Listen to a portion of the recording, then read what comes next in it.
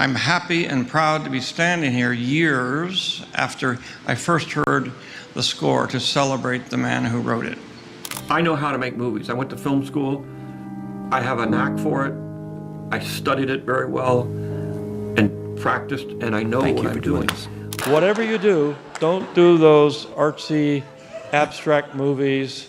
I dare you. Cautionary tale for society. They show how a democracy rots from the inside.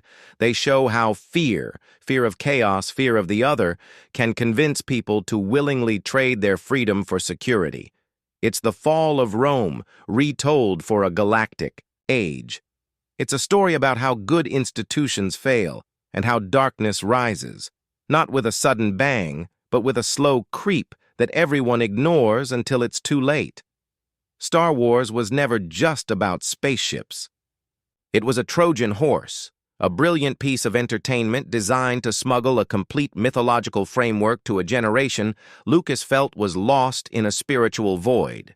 Perhaps no idea in Star Wars has been more misunderstood than the prophecy of the Chosen One bringing balance to the Force. For years, many fans assumed that balance meant an equal amount of light and dark, a kind of cosmic yin-yang where both sides are necessary. But in clarifications over the years, George Lucas has completely dismantled that idea, revealing a much more profound and morally absolute vision. The popular fan theory isn't just a little off, it's completely wrong. And understanding what he really meant changes the entire moral landscape of the saga. According to Lucas, the dark side is not a natural part of the Force. It's a corruption, a cancer.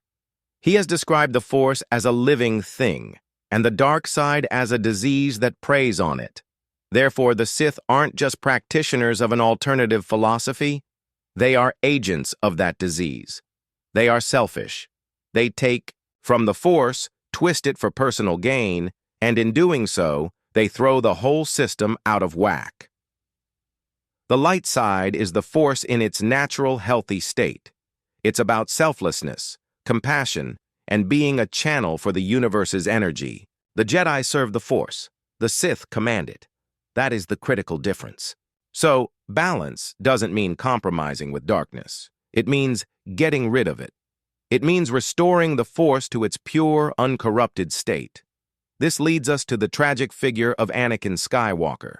The Jedi believed he was the Chosen One, destined to destroy the Sith and bring balance. And in a terrible, ironic twist, he did. Anakin's fall wasn't a simple changing of teams. It was the ultimate expression of the very imbalance he was supposed to fix.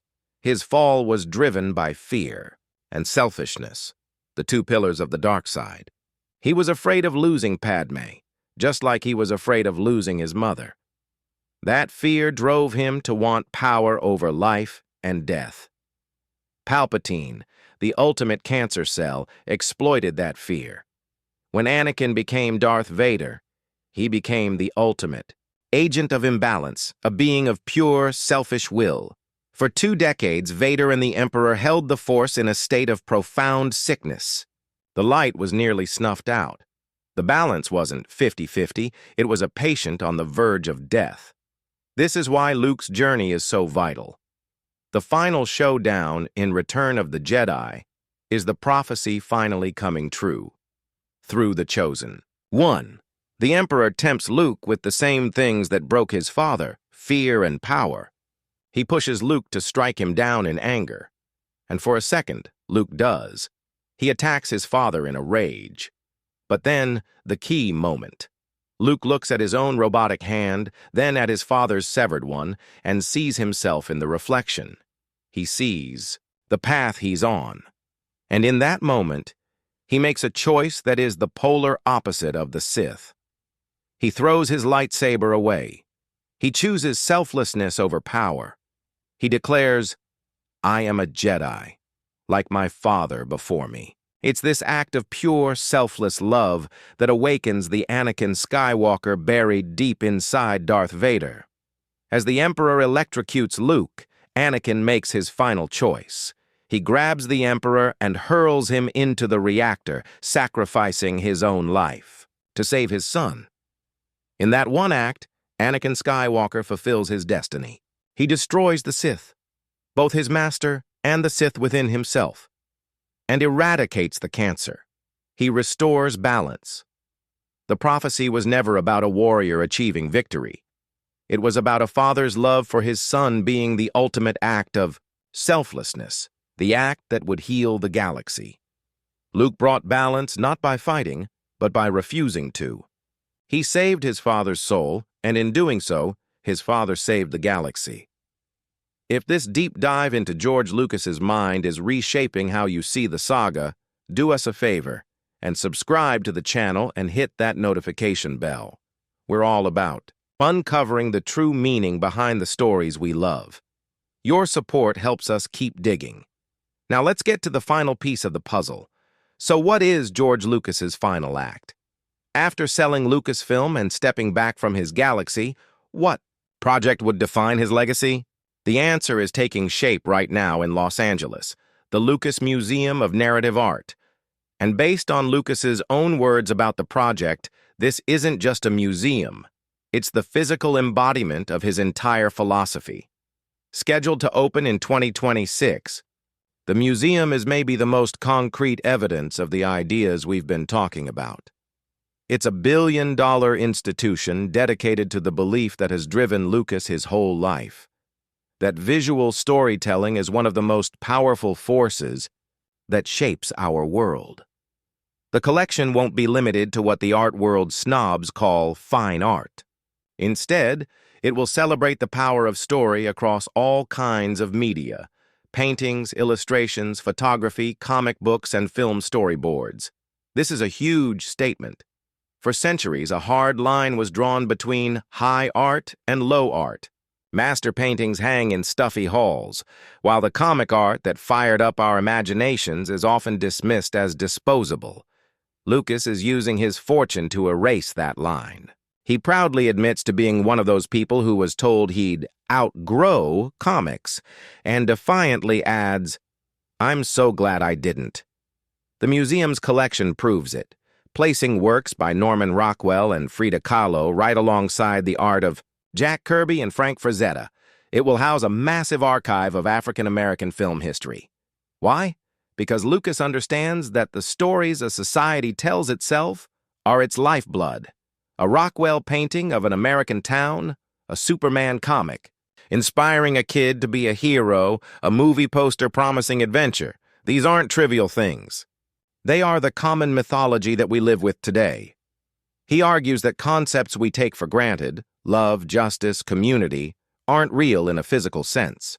They are ideas, myths we all agree to believe in.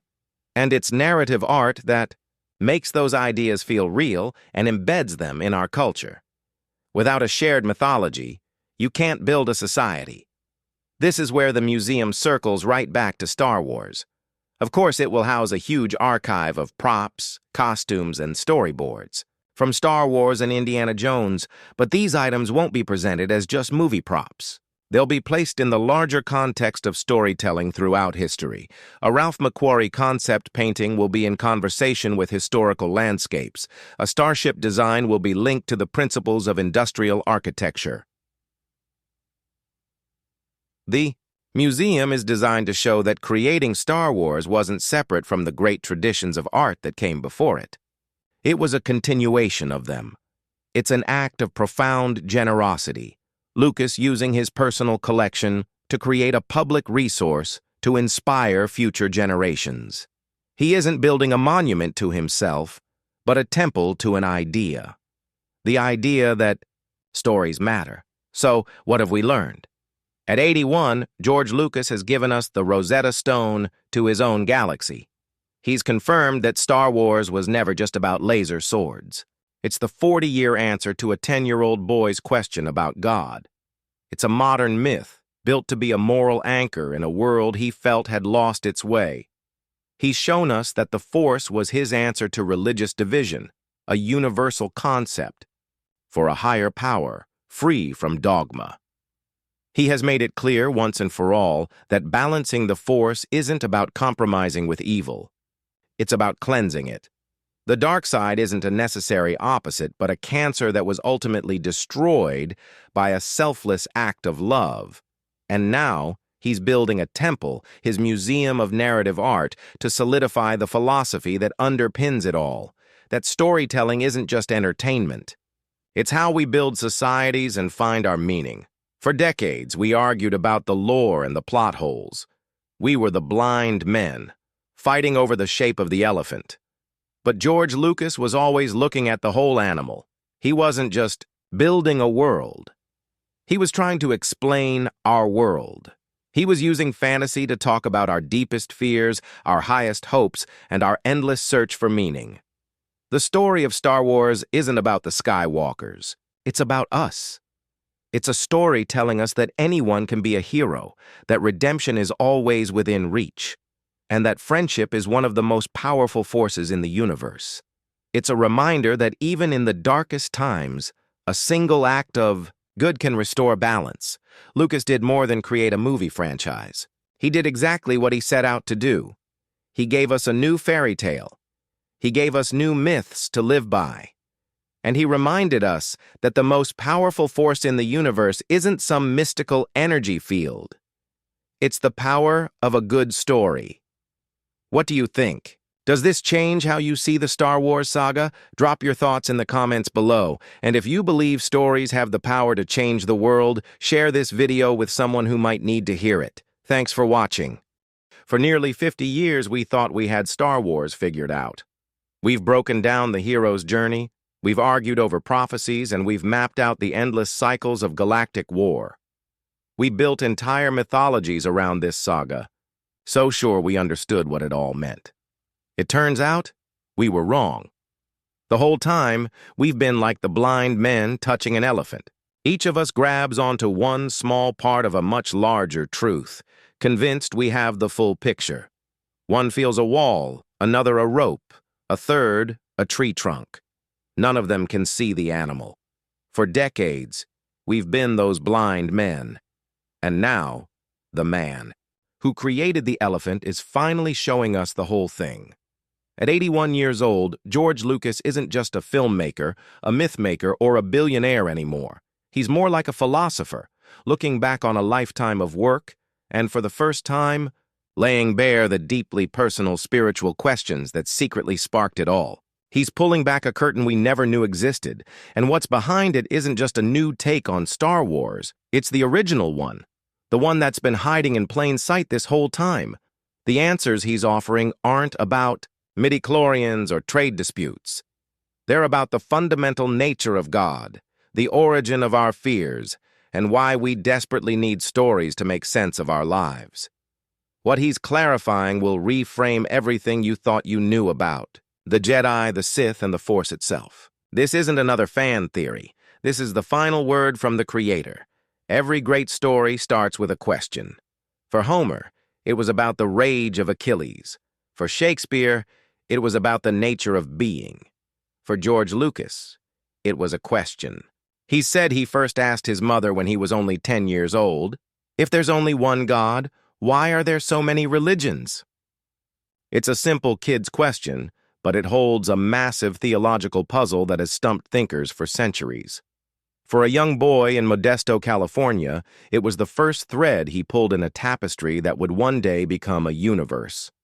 That question stuck with him. It became the central obsession of his life and, by extension, the ideological engine of Star Wars. Think about it. The Force is Lucas's 40-year-long answer to his own childhood question. The Force isn't God in the way we usually think of it, and Lucas has been very clear about that. Instead, it's a brilliant abstraction, an energy field created by all living things that binds the galaxy together. It's a framework designed to be universal, sidestepping the rules of any one faith to get at the spiritual truth that might connect all of them. When Star Wars came out, Lucas noticed that almost every religion on Earth embraced it, using it as a modern-day parable. Christians saw the clear struggle between good and evil. Buddhists recognized mindfulness in Yoda's wisdom. Taoists saw the flow of the Force as the Tao. This wasn't a lucky accident. It was the whole point. Lucas wasn't trying to start a new religion. He was trying to bottle the essence of what religion is and what it does for us.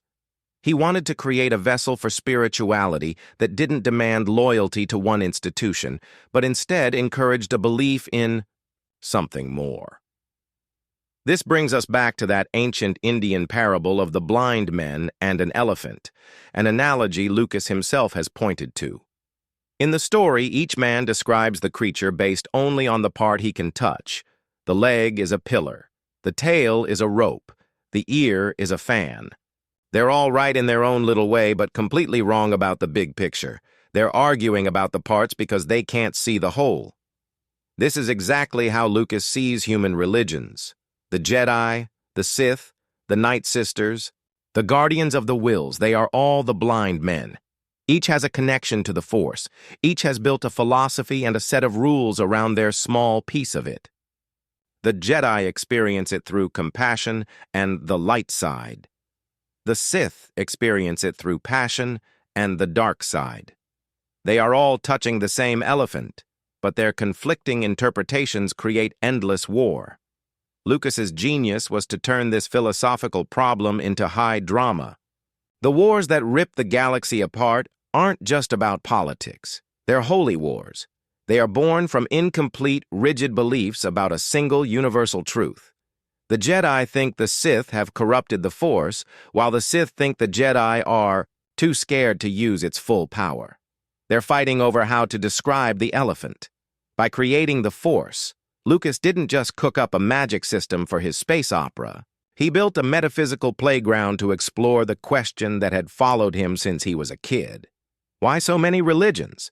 Because, as Star Wars shows us, every culture and every person experiences the great mystery of existence from their own, limited corner. We give it different names and build different rules, but the underlying power, the Force, is always the same. If the question about God was the spark, Lucas's deep grasp of mythology was the fuel. And looking at his statements over the years, it's become clear just how deep this philosophy runs. He isn't just a storyteller, he sees himself as taking part in one of humanity's oldest and most vital traditions, myth-making. Lucas has often explained that human nature really begins with fear. We're small creatures in a universe that is huge, chaotic, and mostly makes no sense. We fear the dark, the unknown, and death. And what has been our main tool for dealing with that terror? For thousands of years, stories. In Lucas's view, mythology isn't just a bunch of old tales about gods and monsters. It's a survival mechanism. It's our species' attempt to create a context for the unknown. Cavemen, he suggested, thought they had it all figured out because their myths explained the sunrise. Ancient Greeks used their gods to understand the messy, contradictory feelings inside them. These stories create a shared belief system that lets people build communities and feel a sense of order in a world that often feels like it has none. This is where Lucas's vision gets way more ambitious than just making movies. He believes that in the 20th century, we started losing that essential part of our social glue. He saw that the traditional sources of myth, religion, and folklore were fading. He once said that kids were learning their mythology from TV, which left them confused because it lacked a moral point of view. He felt they were being starved of the fairy tales that provide a moral compass and teach them how to live. Star Wars was his answer. It was a conscious effort to build a modern myth. It wasn't just a movie. It was meant to be a vehicle for timeless lessons about friendship, loyalty, self-sacrifice, and the struggle between our better angels and our selfish instincts. He famously leaned on the work of his mentor, Joseph Campbell, whose book, The Hero with 1,000 Faces, laid out the universal blueprint for hero stories across all cultures. But Lucas's project went deeper than just following a template. He wasn't just copying old myths. He was building an operating system for a new generation. He loaded Star Wars with what he calls palpable precepts. Think about the simple lines that are now part of our culture. May the Force be with you. Do or do not, there is no try. Fear is the path to the dark side. These aren't just catchy bits of dialogue. They're moral mantras, little pieces of a modern gospel. Even the look of the saga serves this purpose. The Empire is all hard lines and monochrome grays, representing a sterile, machine-like order. The rebellion is all earth tones, warm colors, and lived in imperfection, representing humanity. These are symbols designed to work on a subconscious level, hammering home the central moral conflict.